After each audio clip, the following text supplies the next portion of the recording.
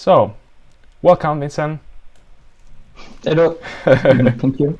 We've been here already like 20 minutes talking about everything, but welcome again. Um, so, we're gonna talk about Abalone today, of course. Yeah. I think everyone who knows your name knows, like, in their mind is connected to Abalone. And you won the World Championship at the Mind Sports Olympiad like 8 times, something like that. Yes. Yeah. And Uh, mhm. and you try to promote the game as much as you can. And you also developed, you're a software developer, right? So you developed a website as well. Yes. So I'm working for a company called Mano Mano, and I'm software developer for 10 years now, I think. Okay. So that's why I started developing also the Abalone website. We will talk about more later on, I think. Yeah, sure. Well, you can show us something as well. Mm-hmm. Yeah, I will start like from yourself. Like you said, you work for a company, and I guess in your spare time, you play a lot of Abalone, and you spend a lot of time trying to promote Abalone. Too much, yes. There's never enough time. I know. When did you start play Abalone? Like, start from the beginning, from the origin. Where was the first day you played Abalone? Yeah. So I received a multiplayer box when I was 13, I think. 14, okay. For my birthday. And in the box, so I started playing with my family, but quickly they didn't want to play anymore. So because I was winning, and Okay. so still I played a bit. I kept playing with my uncle and my father, I think more after. But I found in the box there was also little paper with an ad for an online platform called Abalone, and then I started Okay. quickly also playing online. Is On this there platform. still that platform? Does still exist? No. No. I think the server shut down Okay. in 2011. Okay. So Okay. more than 10 years ago. So at the beginning you played a lot online, because there are not other people to play it with. Yes. I started playing online with the nickname Dricky Fox. Freaky Fox. I've seen that on BGA as well. No, you have Abba Fox or something like that. Yes. So I have a crush for foxes. Okay. So Okay. that's why. There is a fox somewhere. Okay. Yes, always. So yeah, if someone is watching and you played with some fox like 20 years ago and smash you, it was him. And so when you played instead in person for the first time, well, like, I mean, in a tournament or with other people. So when You I play? played online, you mean? No, well, like for example, the Mind Sports Olympiad was your first Yeah. tournament, or? Yes. It was my first physical tournament because I used to play online tournaments on Abalone. Okay. But so it was the first time I was playing a physical tournament. So I was not used to handle the clocks system. And so I I figured out that it's probably faster to play with one hand and to push the clock with the other hand. I know, although it's not allowed. Someone had to tell me, no, you can't do that at least 2 times, I think, before I understand. But yeah. Well, how old were you? So when I went to Main Sport Olympiade the first time, I was 18. 18, okay. And it was the first time, so it was in London. It was the first time I was traveling to another country, I think. Nice. A good reason to to travel. Yes. So yeah, I give for granted when I speak that people know what Mind Sports Olympiad are and what Abalone is. I will just give everything for granted, but it's like that. I just jump into things and then. So Abalone is a abstract game, of course, 'cause otherwise it wouldn't be on this channel. I will say a modern abstract game because it was designed in 1987 by Michel Lallet and Laurent Lévy. Is it correct? Yes. Am I pronouncing it right? My French is terrible. C'est terrible. Mais Michel Lallet, Laurent Lévy, but you are good, yeah. Okay. I didn't. Okay, we didn't talk about this before, but how do you define Abalone as a game? Like, there are territory games, there are capturing game, there are connection games. Like Abalone is a bit, I don't know. I'm not sure how to. I've read somewhere someone said it's a positional game in a way. I mean, you can say it's a pushing game, but that doesn't explain much. I think it's indeed. So position is very important in this game. Computing a lot of moves also very important, but because in this game it's difficult to come back from a difficult situation. So you have to predict as much as you can. So it's important to compute, maybe more than average, I don't know. And connection between marbles is very important, of course, too. Yeah, but I think we talk about this as well. Like, on the other hand, there's also a nice mechanism for which when you push the marbles on the outside, you have to go to the outside yourself, right? You have to go to the edge yourself. So it's not always straightforward. Sometimes you think you have an advantage. You push the marble and then your opponent can get the space, the center, right? Yes. So, in fact, the thing is, indeed, if you focus only on having a good position and the score is 0-0, for example, and the opponent all around you, then you have to decide to push somewhere. If you move forward, the opponent can regroup behind you and follow, and even if you pushed a few marbles, then he starts having position probably.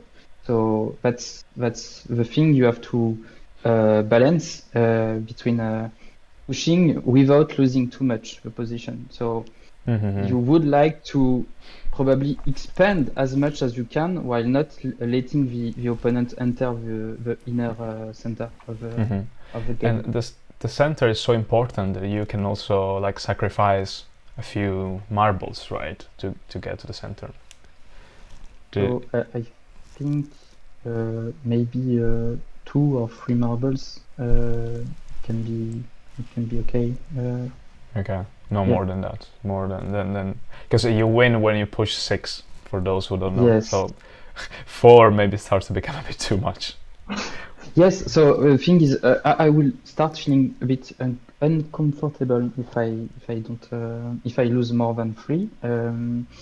And also you have to see when you have 5 marbles pushed out, the opponent can start forcing you evading, and so he can start having a more aggressive playstyle, and maybe he can find a solution just based on this, because it's really easier to compute then, because there is no choice, you have to escape.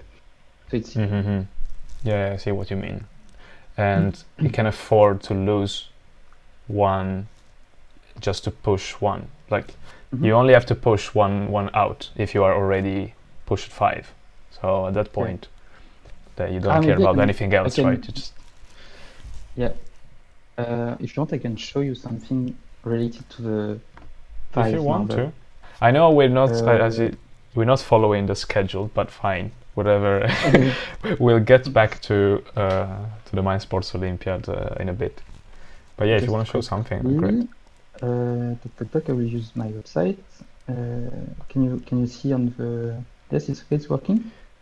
Let me see. You're not. Have you shared the screen? Yeah.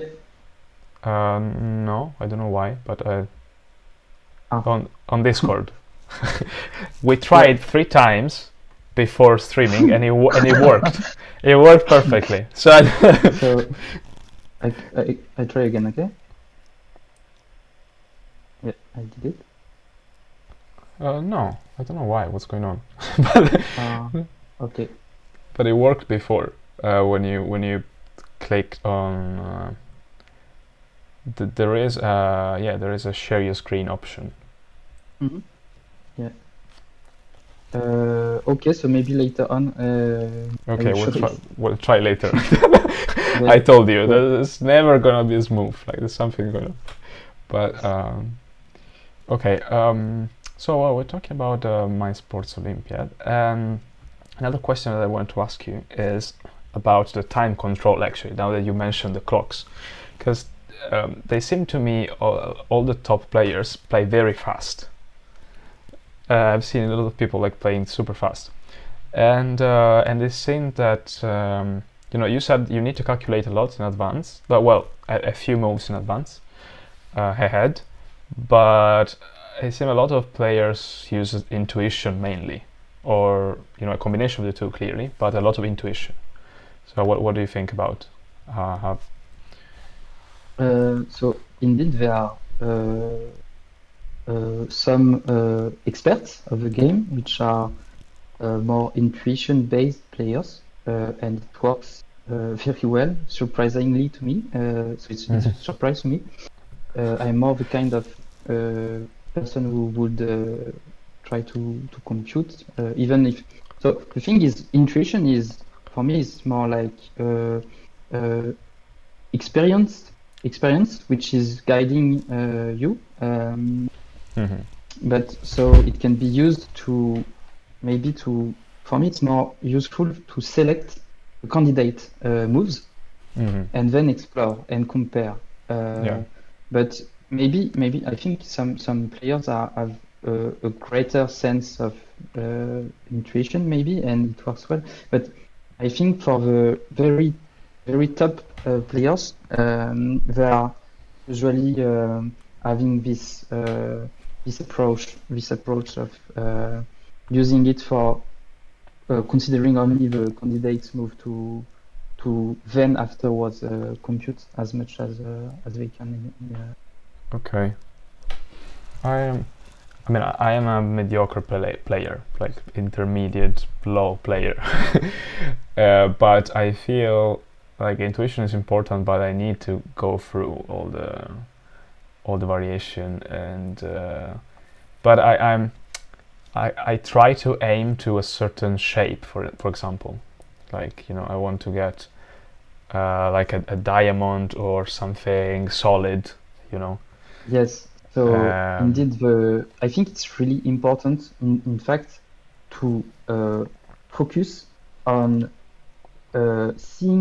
identifying these shapes, indeed, and because from these shapes, it's always the same kind of development algorithm then afterwards, and so it will guide you to understand where the game goes, and you can then anticipate before reaching this development. You can anticipate a bit naturally where it goes, and what you want to do to stop this before it happens then. Okay. I hope you can share the screen later. Otherwise, I'll share my screen, and and maybe you can guide me. And yes. Okay. Then I want to ask you something about the community in general. So Abalone became very famous quickly, but that was like 35 years ago, especially in France, because they but I don't know, actually, maybe that's just my perspective. Is it particularly famous in other countries that you know? I I think indeed Abalone is very known in France, but so because it was invented in France, I guess, and but I think it was at some point popular or at least known. I can't really say too much, but I think it's at least known in Many other some countries in Europe, yes, and like in Poland, Germany, maybe Spain. But also in Asia, for example, right? In Asia, there were like Korea. There were a few countries there. I know it's used in South Korea. I don't know for other countries there. But okay, and like now recently there were born Discord groups, a WhatsApp group. I think this helps a lot, right? To bring the community together, to capture new people. And also you said the platform that was earlier, Abalone, at some point shut down. And basically there was no way to play Abalone online, right? Like there is an app, but yes, there is an app. So just the app didn't let you speak chat while you were playing. So maybe some players wanted to interact a bit more. Also, but there was also a website. I don't remember. I will try to find back. So it was called Mix. Yes, it was from 2006, and it closed in 2014. Okay. And yeah. And did you start to think about developing a specific website back then, like yes, a few years ago, or? Yes. So when Mix closed in 2014, I was already working a bit on my own version of Abalone website with Galactus. So wait, it's Nicola Fiorini. Yes, it's Nicola Fiorini. He won in the MSO in 2014. Okay. I think. So we are both a bit. So I think he's developer too. So that's why we work together on this. Okay. And I can share you a link if you want to have a look at how it was. How back then? Okay. Yeah. I think I can find back. I can show now how is now the website, right? Abalone online. I'm sharing right now. Okay. And so this is how it looks now. So it's pretty good. It works very well, and you can play with other people. Here on the right there are a list of people online. You can watch other people game. Now watching Claude Powa, and you can analyze your game as well, right? Yes. So I wanted to really focus on the serious.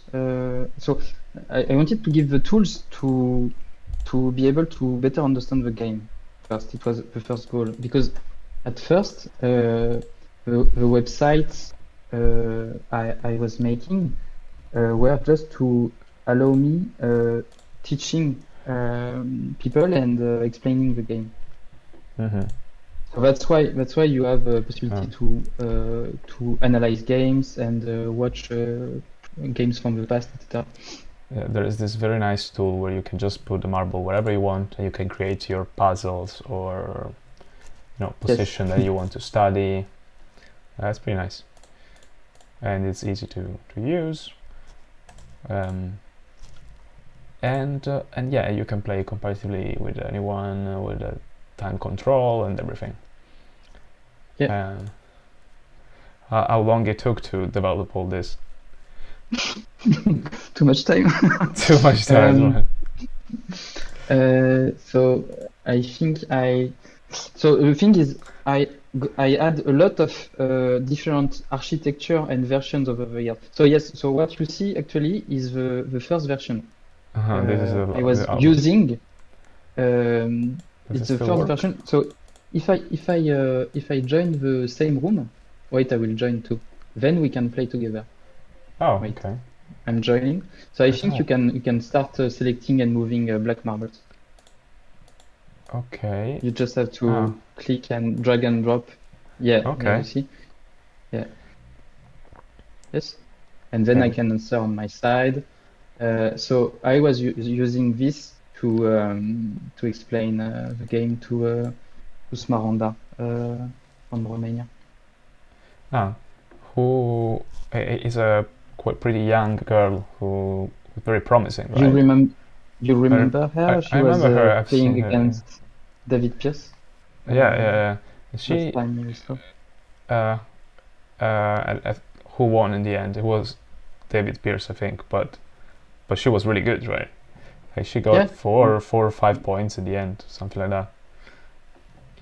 Okay. Yeah, I think maybe she only lost one match, maybe, or. Is she still But, playing? Did she play uh, online, the MSO online? So Or? she's not playing regularly, but she reached a level where she can just come back to the game for a tournament and have very good Yeah. performances. So Well, it's I can imagine. nice. Because she was younger than 18, right? She was pretty young. Yes. Mm-hmm. Okay, so this is the old website. I don't know why we're playing here. We have the new website, but they spent hours and days to prepare this website. But anyway, okay, let me see what was that we want to talk about. Okay, can we talk a bit about strategy or just something? I want to ask you something about the opening. So a good thing of Abalone, one advantage of Abalone, is that the opening setup is not fixed. You can start from any position you want in principle, right? So the one you use in tournaments is called Belgian Daisy, which is the one. If maybe I can show it if I. Just click create new game. Yeah. Mm-hmm. So here you can then select the position you want. This is the Belgian Daisy, but there are many others and very weird as well for what I understand. Like, I don't know, the centrifuges. Okay, this is not too weird, but I've seen something worse. So what is interesting in this one of the Belgian Daisy is the fact it's a bit the marbles are not in only one block. So you have to work a bit on regrouping them, or you can choose to just focus on pushing out and then come back. But so you have to choose a bit how you want to develop and because the standard way to play, the standard setup was actually with all black on one side and all white on the other side, right? Like in the first one that the designer put in the rules, and then it was found that it was kind of drawish at some point, right? And then people come up with new setups which are balanced. Yeah, so I don't know because I arrived on playing online just after I think it started being created these variants like Belgian Daisy, etc. I don't know exactly. I think it's the Fédération Belge d'Abalone who created the Belgian Daisy. Of course, makes sense. It's called Belgian Daisy. Yes. But there is also the German Daisy, right? The Swiss Daisy. Yes, and Dutch one as well. So on That's my it. website there are no there are not all the variations, all the start variants, only the ones I think are the most interesting. But there is a custom option in the second position. You can Okay. click You can do on it. Nice. You can put. Okay. Okay. I see. Interesting. and then you can describe here which position you want. And so that's why I created the page, the sandbox, where you place marbles. It's to generate a code which you can copy and paste here to get the start position you want. Okay. Okay. You see? I see. I understand now. Okay. Okay. Sorry, I was curious about this. This is alien attack. Oh no, wait, I have to quit. And Oh my god. This is more complicated. I think I can show you. I think it was it was in 1999, which so in 1999, Mind Sports Olympiad switched to Belgian Daisy start variant. Before it was in standard. Okay. There is a paper with a players agreement on this year with Marc Tastet, so players who were okay. Yeah, he's a pretty good player as well, right? Yeah. Mm-hmm. Okay, so Belgian Daisy. But like at the same time, I am one of those players that they love learning openings. You know, like they want to they want to memorize all the openings, maybe with weird names, like I would do in chess or other games. So this from on one side I think is fun, but on the other side, on the long run, you can kill the game. You know, just too much memorization and everything. So do you think at some point we'll need to have tournaments with different opening setups, or like how do you think it should be? So indeed, the Belgian Daisy openings starts being a bit more known, but we are not to the point where it kills the interest of the game, etc. No, I'm not saying that. Also, it's not very clear. Like there are not many people who know the opening theory well, right? So still plenty of time for us to learn. Yeah. But so I think it's really interesting to just so personally I think when you discover a new situation and you have to solve it, something you didn't face before, it's way more interesting than being always the same start configuration. So in fact, I would like to, as a player, I would like to have tournaments with a different start configuration for each round, for example. It would be amazing for me.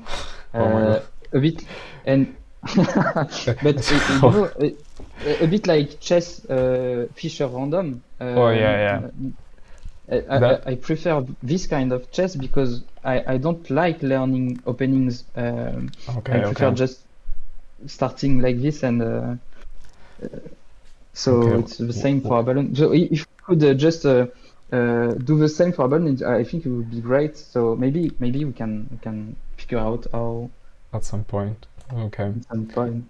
Yeah. No, please don't wait for me at least to learn a bit of openings for Belgian Daisy. Then we can switch to something. Yes, because there are always things to like which are generic anyway to learn about openings in general. So you can be teaching things to better understand. And even in the Belgian Daisy, right? Like I've seen maybe 99% of the people starting moving these three in a line to the center. How would you call this move? A1, D4. If you want to A1, D4. Yes, because so the horizontal lines are represented by letters, and the lines like Is it like this Diagonal on the stream? No, not number, like this. no. I need to do like this. So the lines which are like this are represented by numbers, and so when you cross, you have the coordinates. So if you want to show a move, you have to create a new game as analyze instead of match. Ah, right, So you right. can play directly. True. Yeah, why didn't I do that before? So quit. Analyze. Okay. Yeah. So I see a lot of people playing this, and I played this myself. Yes. But in principle, you could play also this. Oh wait. You have to click undo button if you want to play an alternative move. Some people will play this as well. Why yes. not? Yeah. So there are a lot of possibilities. In fact, yes. I wanted to show you why you are supposed to start with A1 to D4. Okay. How do you call? You would call it like that if you have to explain to someone. You would say A1 D4 or. Yeah. Okay. So A1 D4.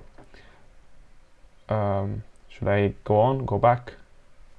Just we don't see your screen yet on the stream. Oh, sorry, my fault. Haha. Okay, now it's fine.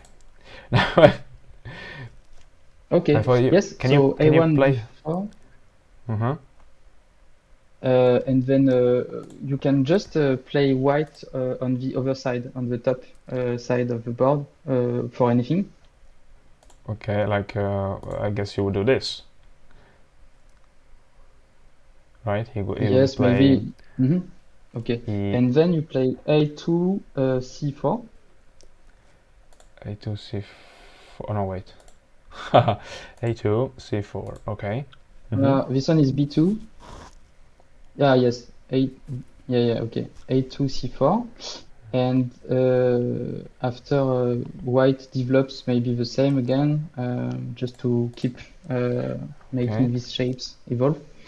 And will then you go to the center, or you will push? No, not yet. You go B3 D5. B3 D5. Okay. So that if white push, it will push you to the center. Yeah, so here white would react, but it's just to show the shape, okay? The idea is just to move on the line C one time and move from B2 to E5 one time as well.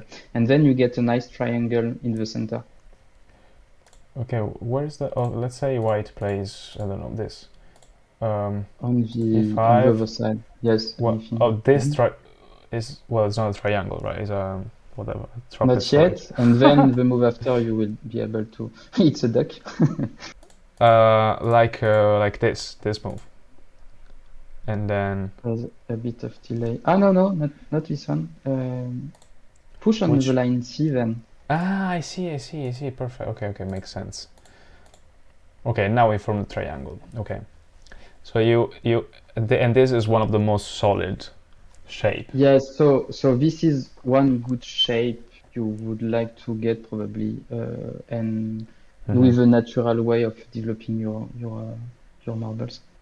Okay. So it probably don't happen like this because white has time to react before that, but that's the general idea. So here, okay, you will play that. And so the fact is, when you are in the corner, you have only one shortest path toward the center. And so you want to leave the corner as soon as you can. So it's best to leave A1 or I9 anyway. Okay, rather than going to other direction. So you go straight to the center. Yeah. Okay. And because I've seen some people, and I think sometimes I play myself as well. When I find myself in this situation, I go. Oh wait. Oops. No. Let me do undo. Yes. Sorry. I'll go something like this. Like rather than going in line, I'll try to go Yes. sideways but to the center. Although Yes, it's a so bit the idea is, less the thing efficient, is, maybe. so just the thing is, when you do this, you allow black isolating a bit 5 marbles apparently, maybe only 4 in total. And with the 2 other, you start having some kind of support to attack the other group of 7 black marbles in the top right. Then. Okay. Yeah. And you try to connect the two, right? As soon as you can. The two Yeah. groups. Yes, So you even want if to you be even if stronger. you leave like one of two marbles behind, if you can connect the rest, you can be in a better position. Oh yes, if it's only for 2 marbles, it's okay. It's good, I think. Yeah. Uh-huh. Mhm. Okay, cool. And there was another thing that we could talk about, because you mentioned sometimes the triangulation, right? I think you mentioned to me, and somewhere I read it on a bachelor thesis on Abalone. I can't remember from who. I could put the link later.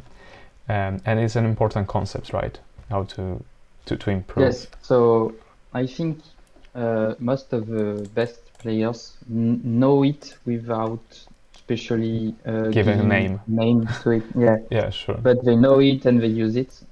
So it's very useful to for temporization, for creating enough time for doing something faster than the opponent. So it's a bit impairing the possibilities of the opponent. So it's very useful in end game, for example. Okay. Also, this year during Mind Sports Olympiad Grand Prix, I think we talked about this with Clément de Tremay on the French stream, and I have shown what is the perfect triangulation. And we can use your screen on the sandbox page if you want. Just click on the square I will tell you, and so we will show again this concept applied to the complete board with only 14 marbles. It's the second icon, not this one. Okay. So the first one then. Okay. Yeah. So you can click on A2, A4. A2. So tell me where to put the black first. A2, Yeah, A4. Yeah.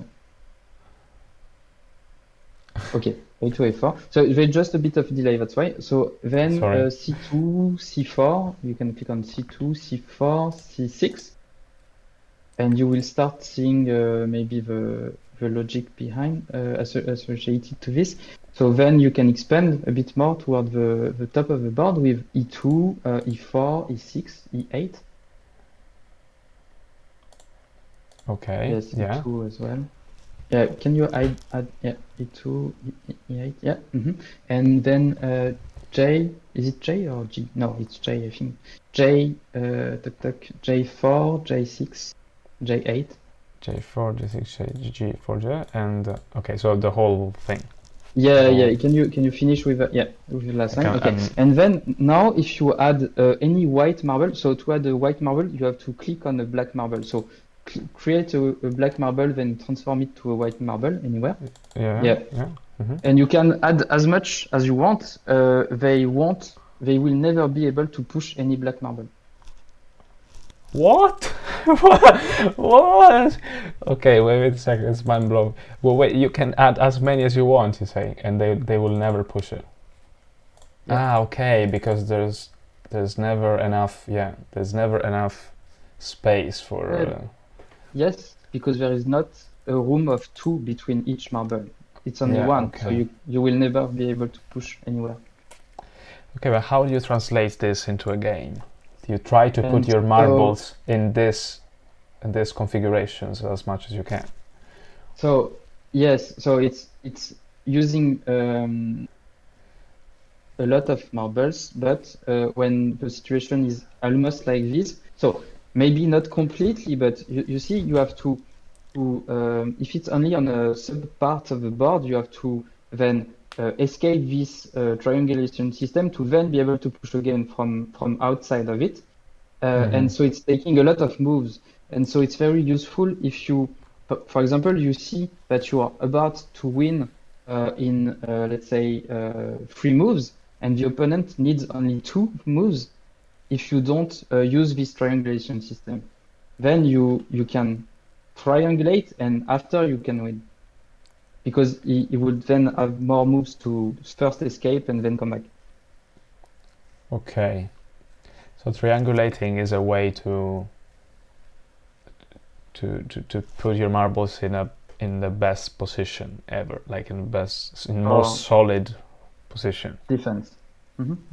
Okay, okay. But at some point you have to move the black marble, right? Yes, exactly. But so that's why it's not that useful in mid-game situation, because when you are split like this, you will clearly have troubles after. No, but it's good for just gaining a bit of time to finish before the over. Okay, which is actually very useful in many end games. You win by just 1 marble. So and so when you know this also, it's very quick to understand where you should be to keep attacking, to keep developing, and you understand where you have to go to start unlocking the situation, because it's the points like this in triangles, little triangles. Okay, that's pretty cool.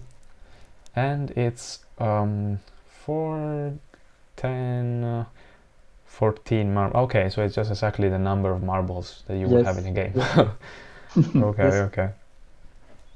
I see, interesting. This would be connected to my question, that is, why you didn't write this down somewhere so we mortals can learn properly how to play this game. I know you're working on it. Yeah. So the thing is, I have. Is there hope to see something one day? Yes, probably. So the thing is, I have worked a lot on writing theory about the game, abstract things, and I use it for explaining the game to people over the years. I started in like 5 years ago, I think, explaining the game. Teaching to others. And okay. Yeah. And so I started with Smaronda, and so I have a lot of things I have wrote down. I've written down, and but just I need to keep working, keep searching, and adding to a collection. And then one day, probably, I will want to publicly share it. I don't know exactly how, but I think it's something interesting. But yeah, but so it's not ready yet because there are so much to see, to learn, to explore. So I don't feel like it's. Okay. Not time yet, but one day. Keep playing, and you'll see it one day. Yes. Can I ask you something else about strategy, but this time related to softwares, so AIs? Because I remember I read somewhere that has heuristics. Some software use the center of mass of your position, and they compare it with the center of mass with your opponent position, which makes sense intuitively. I think everyone does it intuitively, right? Like you try to put all your marbles together, so you try to get the center of mass of your marbles as close as possible to the center, and you have it as concentrated as possible. Just I think for this we don't do it too much because it's other things are easier to see, to compute. For humans, it's more like the center of mass. You see, if you try to. Okay, but I mean, you still try to make some shapes that, Like Yeah. you know that. Wait, can I? I'll delete some. You know that the triangle here, this shape is better than this shape, or something like that. You know that you in your mind you know that more compact is better, right? Mhm. Yeah. I know that Usually, there are other things to keep in mind, right? You have to calculate properly what you're doing, but you aim to a certain shape, like you said before. yeah. And I think, and I So read that software do it as well.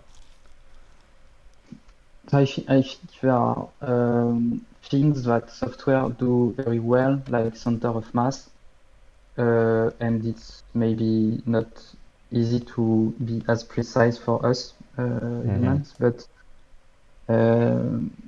we have so the game is has a high branching factor, and it's very difficult to identify very easy strategy to apply.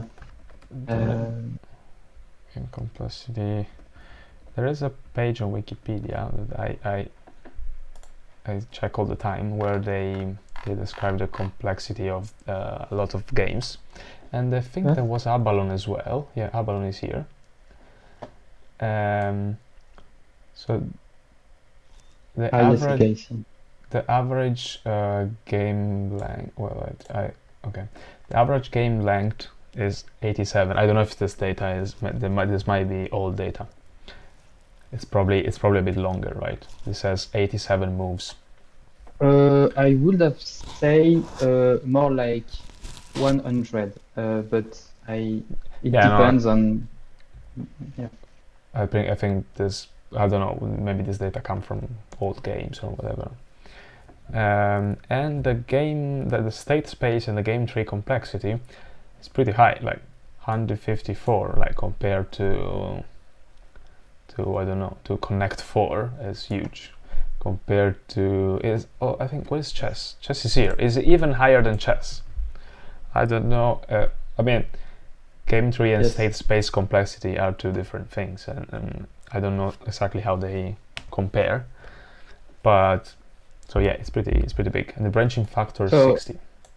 Maybe the difference is in chess is more dynamic, as pieces can move through the whole board, but in Abalone it's only. I see. Yeah. I don't know. Yeah, no, I see what you mean. So there are some moves that they can automatically exclude because they are on the board there, for example. Yeah. Okay. But yes, so it's indeed it's a high branching factor, I think, and it's pretty complex, yeah. And it's also difficult in Abalone when you want to compute moves in your head. It's difficult to because you not only move your pieces but also the pieces of the opponent you are pushing as well. Yeah. So you not only transform your shapes, you transform both colors shapes. True. Yeah, there's continuous interaction. There's not. You cannot make your own shape and then go and attack. You have to attack while changing shape and whatever. Yeah. I see what you mean. Yeah, I have this problem. When I think about it, it's just that space, that marble, change color. You know, white to black, then white to black, then white to black, like 10 times, and then you don't know anymore what's there. Yes. Okay, so, and about software, there are a few very good software, right? They are as strong as human or more, right? So I think best software available today. So there's something called Abapro. So it's interesting because this software is approximately of the level of the best players, but I think it's a bit weaker. Sorry? Here, it's here. Ta-da! Yes, you can show it. Yeah, okay. But it's a bit weaker than best players, I think, and it has some flaws in the sense of sometimes it does not handle the sequence correctly. So for example, for endgames, sometimes it will make mistakes, which are I don't know exactly why, because I didn't check the code or something, but so that's why when I want to check a path is the quickest solution to a puzzle, I'm using another one which is called ULA. It's Laurent Pagny who made it, and it's a bit. Okay. Yeah, but I don't. I think he's only giving it if you get in touch by email. I don't think you can download it on the internet. Okay. But I can give you a mail ULA. later on. If you just Google Abalone, by the way, fun fact, you get you get this. You get the snails, the muscles. So you need to write Abalone game, Abalone something, otherwise you never Yes. Okay, so this one is particularly good for like checking the sequence on the end game. Yeah, because it does not only not make mistakes, it also returns the suggested correct sequence. Okay, So I see. so you can directly have the solution proposed by the software. But still, the best player, which includes you, can win with the software, right? Like there's no. Yes, yeah. But so it doesn't mean we win like always, but generally, I think they are weaker. Yes. Okay. There should be a match, human machine in Avalon. Yeah. I mean, until some time ago, there was always uncertainty, but now we know that if they use some neural networks, probably most of all the games that we know, they can be cracked. But until someone does it, fine. Cracked or maybe reach a level which is better than humans, and then the game stays interesting then. Because when you have a winning solution, then it's less interesting. The cool thing with Abalone is you can have a lot of starting positions. So even if from one starting position we find out one day the correct winning sequence, then you can just switch to change it. starting. But even for the Belgian Daisy, I don't think it's that easy to find the best solution anyway. So it's not the problem. Really, it's not really a problem. Okay, what else? I don't know what else we can talk about. Do you want to say something else that we haven't mentioned? Okay, maybe. Oh, I have this book. I didn't show you before. I got this book written by Pascal Risset. I don't know who is he. It's like this person? I don't know, but I think Laurent Lévy and Michel Lallet also participated in the creation of this book, right? Mm-hmm. Yeah. And it's in French, by the way. Yes. But there's a bit of a history of Abalone. It's really interesting. So there are a bit of history of Abalone, and there are also a bit of theory and puzzles, and it's really a must-have for anyone who enjoys the game, because it's just the only available book on Abalone. It's very good quality, I think. I was surprised. I didn't know it was existing until maybe 3 years ago, I think. And so I was really happy to find it and to read again, because that's really a bit, cool. It's pretty interesting, I think. I didn't read it all, because also I need to revise my French. But yeah, there are chapters for everything. There is a chapter called La Quatrième Bulle. Bille. You call it bille, right? Bille, yes. Bille, La Quatrième Bille. Why the fourth marble is particularly important. well. We'll see. Can you show me the page? I don't. I'm not sure we can I can show It's too okay. much content of the It's book, okay. It's fine. Don't worry. I was just talking to myself. Oh wait. yeah, I don't see on Discord actually. You have to be a bit more. Wait here. Okay, sorry. Yeah. Because you see it on the other camera. Okay. I don't know. Well, Yeah. whatever. I It's don't fine. remember exactly, but yes, worry. we can see there are some theory inside, so it's very interesting because no theory is really accessible, or you can't find theory on the internet. Not really, not that much, not that deep. So this book is a good. It's good the only reference. one. Yeah. Okay. Cool. And just close with a question about you, about other games you play. I don't know. You play other games. You play chess quite good as well, right? And I don't like openings because I don't know them. but the But chess as I thing, like, the Fisher random yeah, would be perfect, yeah. right? Yeah. And so I played a lot of chess puzzles. Also, it's really fun. I would like to create Abalone puzzles on the website at some point because it's really fun. Also, for Abalone, it's working well. Also, That's cool. so, I think Lichess has a way to create puzzles automatically, right? Something like that. yes, Like I think so. Yeah. they go from the games, the actual games, and depending on the evaluation, they Exactly. yeah, I guess something similar could happen. Actually, on the last thing I promised.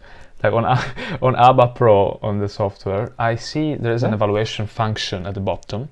Like it tells you +1, +5, -2, whatever. But I still don't get how it works. Like sometimes it's a bit weird. I don't get where. Like you see here at the bottom. Well, I don't know if you can see. No, wait. I'm not sharing my screen. Now I share my screen. Okay, but you can't see it because there is my image there. So, wait, what am I doing? Yes. I don't know. I think maybe the score is between. I don't know. It's oscillating between -6 and 6 now because 6 will be 6 marbles pushed out. Okay, so that's maybe now it's -2. So I'm losing by 2 in principle. Although I haven't pushed, like they only push. Try to play very bad just to check if the maximum of minus. Now I play. Now it was 1.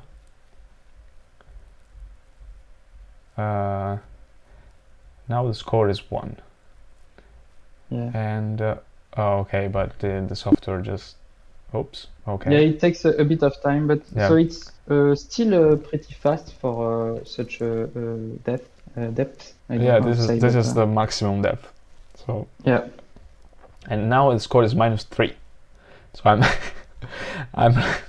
I'm losing by 3 marbles. Okay. Anyway, fine. So. Okay. So no, yeah, I was asking, if you're playing other games, and you playing also in the World Championship of Abstract Games for teams that Yes.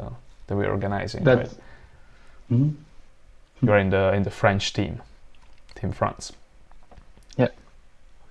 And how is it? Yeah, I'm playing with Marc Testet and Alex Borrello, which is known by Abalone players, which are known by Abalone players. And they are good at playing other games as well.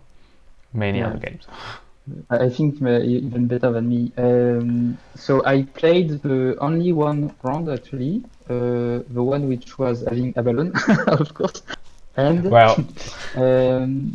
but so I think the next round is gonna have Hive, the game you are a specialist of, and Havana, Junkie, and TikTok Blocus. Yeah, and I like all these games. So I think Shanji, Blocus, Hive, and Havana is next round.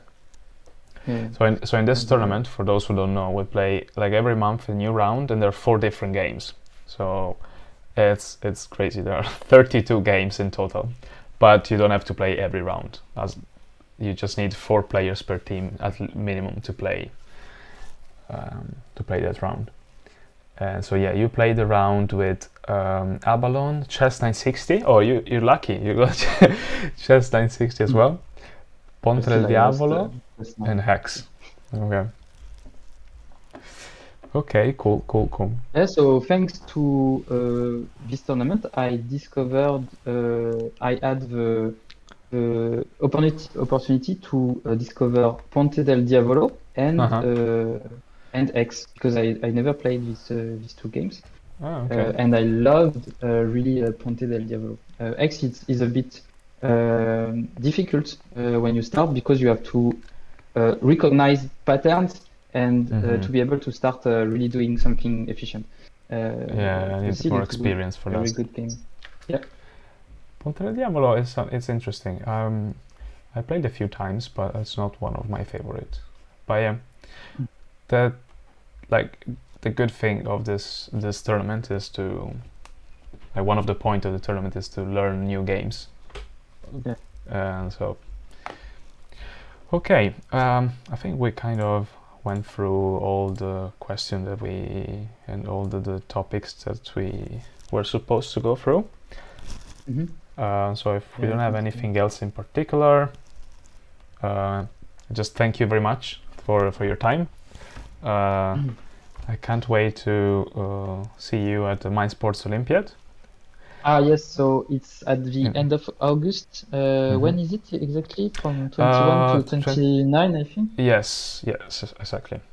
And the schedule should come out soon. They said like the schedule for each tournament will come out. Yeah, they were focused on the online Grand Prix actually, but they will start preparing. So cool. So we'll meet in person soon. Because we met the first time in 2019, and which was my first time, and then the pandemic. We know what happened, so never a joy. Okay, thank you again, and have a good night. Thanks for creating this stream for Abalone. It was really nice to be with you. Cool. Yeah, well, it's one of my favorite games as well. So. I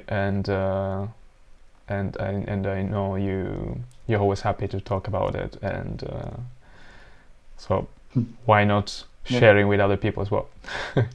Yeah, thanks. Cool. Good evening. Cool. Good night. Bye. Okay, I think I stop. I suppose. No, I'm still live. I don't know what's happening. It doesn't want to stop.